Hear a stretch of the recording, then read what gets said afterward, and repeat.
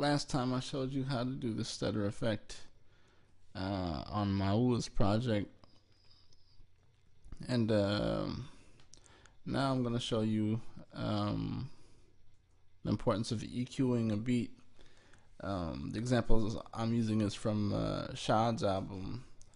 You can check his out too. It's called Shine Harder After Death, another Oakland-based artist. I'll just play the instrumental for this. So this is the instrumental beat without any EQ applied to it.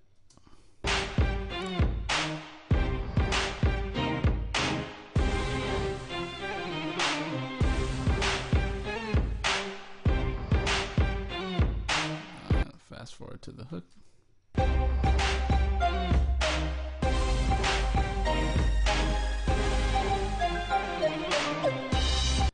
Now, I can't stress it enough, when it comes to stringed instruments, I kind of favor those, but when it comes to stringed instruments, you really do have to pay attention to how you're EQing your beat, because you can have it too thin or just have it sounding muddy and stuff. So a lot of the time, prior to me boosting anything, I'll try to find what frequencies I want to cut out, and that really does clear up a lot of room for other instruments in there, so it's not a lot of conflicting sounds going on. Now I'll play you the after. Alright, here you go. Like night and day.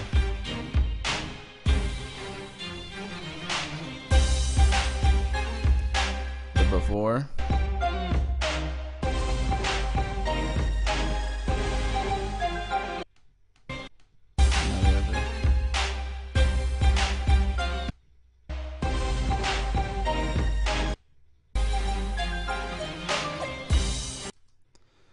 All I did was apply EQ. I used Maserati's harmonics plugin on some of the instruments like this cello and things of that nature, but that's all I really required, so sometimes less is more. Once again, if you are looking for good music, you could check out my music available online for free. The Meltdown EP is out right now. Singles used to be in the Freak Out, sorry.